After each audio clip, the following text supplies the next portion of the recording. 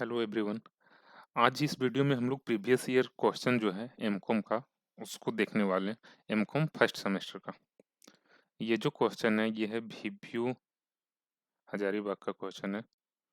Vinoba Bhave university Hazaribagh का question ये है। MCom first sem MCom sem one का क्वेश्चन। एमकॉम सेम वन में टोटल 4 पेपर होता है जिसमें से एक पेपर का क्वेश्चन हम ऑलरेडी अपलोड कर चुके हैं, मैनेजरियल अकाउंटिंग का। बाकी जो 3 पेपर का क्वेश्चन है उसको इस वीडियो में कवर करेंगे।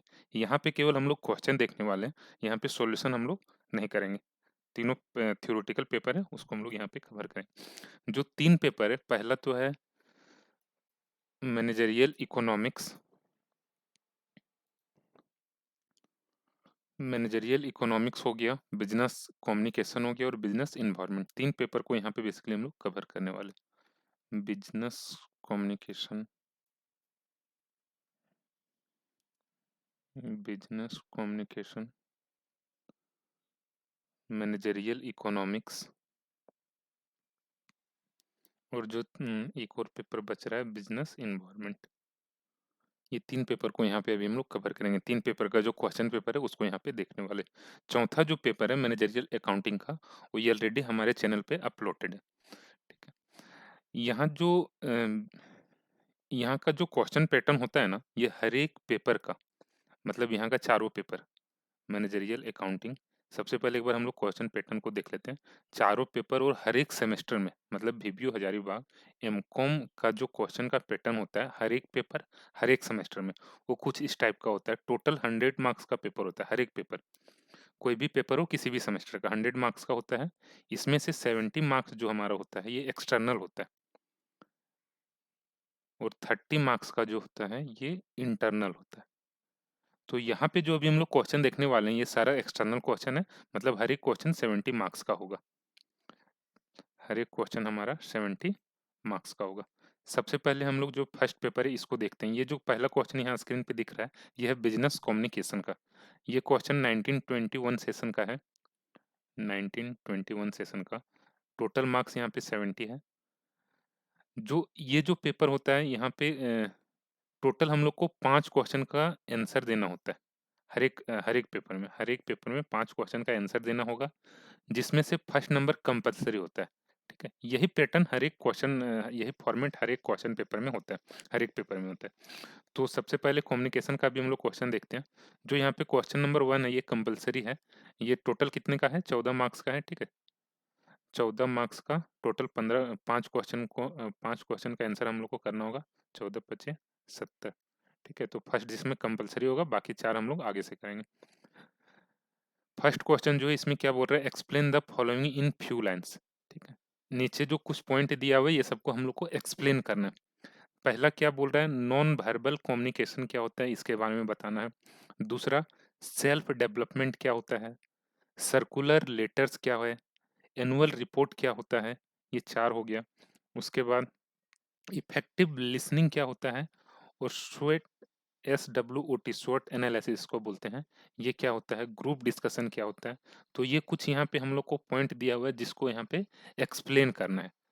ये सब क्वेश्चन नंबर 1 में कवर है। टोटल यहाँ पे 7 क्वेश्चन है, 2-2 मार्क्स का है। थोड़ा थोड़ा सा लिखेंगे, बहुत ज़्यादा यहाँ पे लिखना नहीं है। ठीक है। तो 7 दूना 14 मार्क्स का ये क्वेश्चन हो गया।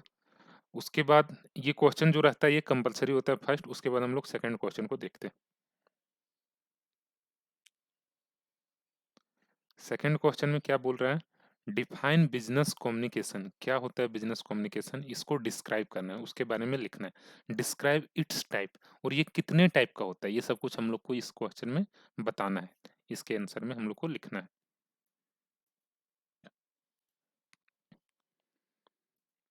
आगे जो नेक्स्ट क्वेश्चन है ये क्या है, थर्ड नंबर में, explain the main barriers of communication. क्या क्या बैरियर हमारा कम्युनिकेशन में आता है, क्या क्या इश्यूज होता है, प्रॉब्लम होता है, वो सब कुछ के बारे में यहाँ पे एक्सप्लेन करना है।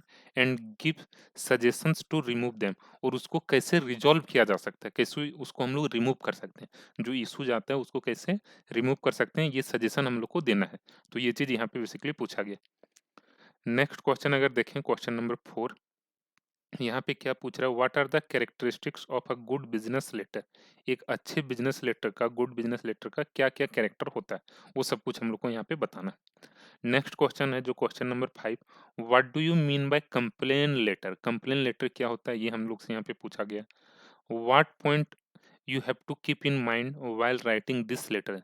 अगर हम लोग कंप्लेन लेटर राइट कर रहे हैं, लिख रहे हैं, तो हम लोग को क्या क्या पॉइंट अपने माइंड में रखना होता है, किस किस पॉइंट पे हम लोग को ध्यान देना होता है, ये सब कुछ यहाँ से हम लोग से पूछा जा रहा है। नेक्स्ट क्वेश्चन जो है क्वेश्चन नंबर 6, ये क्या बोल रहा है, राइट एन एप्लीकेशन। एक एप्लीकेशन लिखना है for the post of general manager of a company. GM के पोस्ट के लिए हम लोग को एक बिजनेस लेटर लिखना है किसी कंपनी को। नेक्स्ट क्वेश्चन जो क्वेश्चन नंबर 7, ये पूछ रहा है what do you understand by interview. Interview क्या होता है, क्या इससे हम लोग समझते हैं। Give the reason to conduct interview. Interview क्यों कंडक्ट करवाया जाता है, ये सब कुछ यहाँ पे पूछा गया, ये सब कुछ हम लोग को यहाँ पे लिखना है। ये क्वेश्चन नंबर 7 था। क्वेश्चन नंबर 8 जो है, what is the meaning of attitude. Attitude क्या होता है, क्या इसका मीनिंग है, ये सब कुछ हम लोग को यहाँ बताना है। Explain it's formation factor.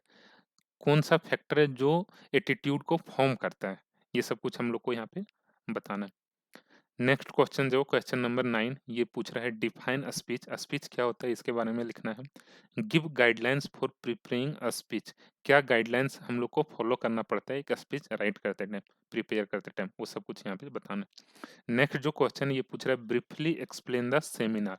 Seminar क्या होता है, इसके बारे में एक्सप्लेन करना है। तो टोटल इस क्वेश्चन पेपर में 10 क्वेश्चन था। ठीक है, 10 में से क्वेश्चन नंबर जो 1 है ये तो कंपलसरी हो गया। जो बचा रिमेनिंग 9, इसमें से हम लोग को 4 का आंसर देना होगा। टोटल फिर हमारा 5 क्वेश्चन का आंसर हो जाएगा। मतलब टोटल 10 में से 5 देना है, क्वेश्चन नंबर 1 कंपलसरी। तो ये बिजनेस कम्युनिकेशन का पेपर था। अब जो हम लोग दूसरा पेपर देखते हैं,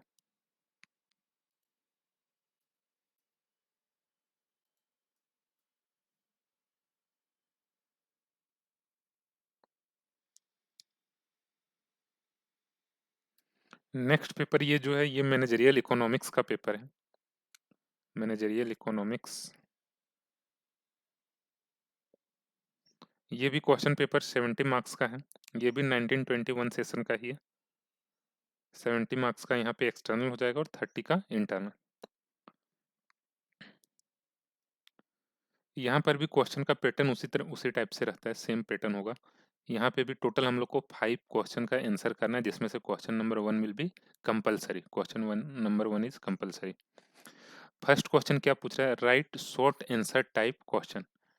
answer short, short answer type question. ठीक है, ये भी 2-2 नंबर का क्वेश्चन है। टोटल 7 क्वेश्चन है क्वेश्चन नंबर 1 में, 14 मार्क्स का हो जाएगा।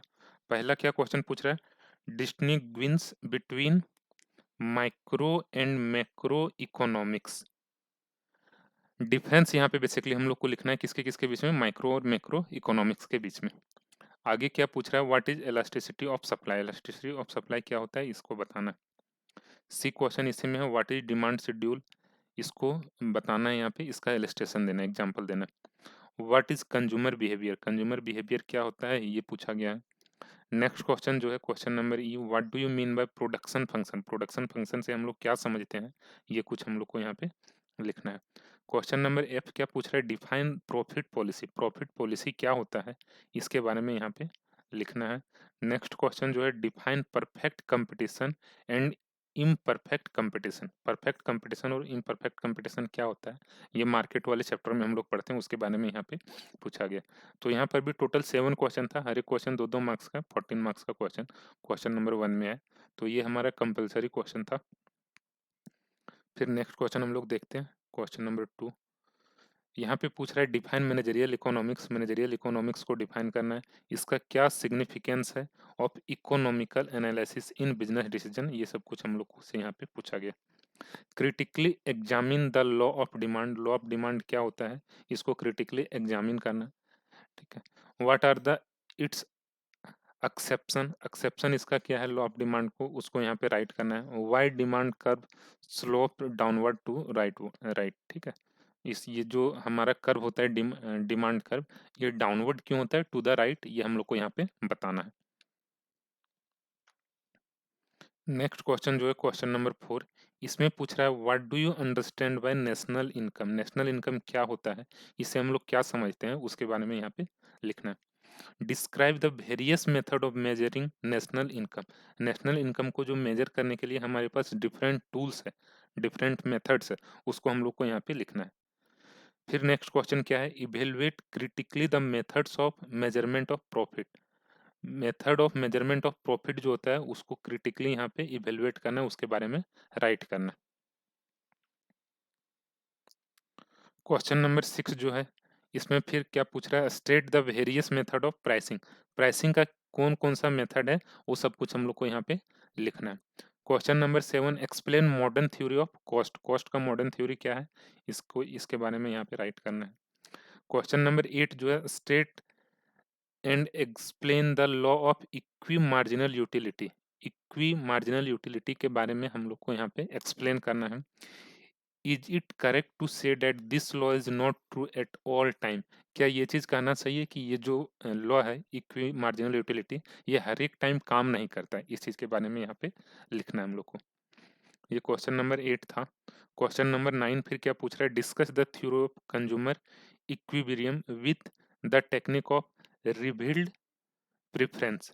ठीक है, रिबिल्ड प्रेफरेंस का जो कॉन्सेप्ट होता है, थ्योरी होता है, उसके थ्रू हम लोग को कंज्यूमर इक्विलिब्रियम वाले थ्योरी को एक्सप्लेन करना है, डिस्कस करना है। तो इस क्वेश्चन पेपर में जो मैनेजरियल इकोनॉमिक्स का क्वेश्चन था, इसमें टोटल 9 क्वेश्चन हम लोग को मिला। ठीक है, 9 में जो क्वेश्चन नंबर 1 था, ये यहाँ पे ठीक उसी तरह कंपलसरी हो गया। ठीक है, अदर पेपर की तरह। क्वेश्चन टोटल अब हमारे पास बचा कितना, 8। 8 में से हम लोग को 4 राइट करना है, तो यहाँ पे फिर हमारा 5 हो जाएगा, ये 4 और ये 1। ये हमारा मैनेजरियल इकोनॉमिक्स का पेपर था। अब हम लोग दूसरे पेपर को देखते हैं। अब जो पेपर बचा ये हमारा बिजनेस इन्वायरमेंट का पेपर है। ये भी क्वेश्चन का फॉर्मेटिंग उसी तरह से होता है, सेम उसी तरह से इसका भी क्वेश्चन का स्ट्रक्चर होता है। यहाँ पर भी क्वेश्चन नंबर 1 कंपलसरी है। क्वेश्चन टोटल हम लोग को 5 क्वेश्चन का आंसर करना है। Answer 5 question in which question number 1 is compulsory. Question number 1 में क्या पूछ रहा है, state the importance of business environment. Business environment का इम्पोर्टेंस क्या है, क्यों हम लोग इसके बारे में स्टडी करते हैं, ये सब कुछ यहाँ पे लिखना है। What are the advantage and disadvantage of globalisation. Globalisation का क्या एडवांटेज हुआ, डिसएडवांटेज हुआ, वो सब चीज के बारे में यहाँ पे एक्सप्लेन करना है। What is mean by privatisation. Privatisation क्या होता है, इसका क्या मीनिंग है, ये चीज यहाँ पे पूछा गया।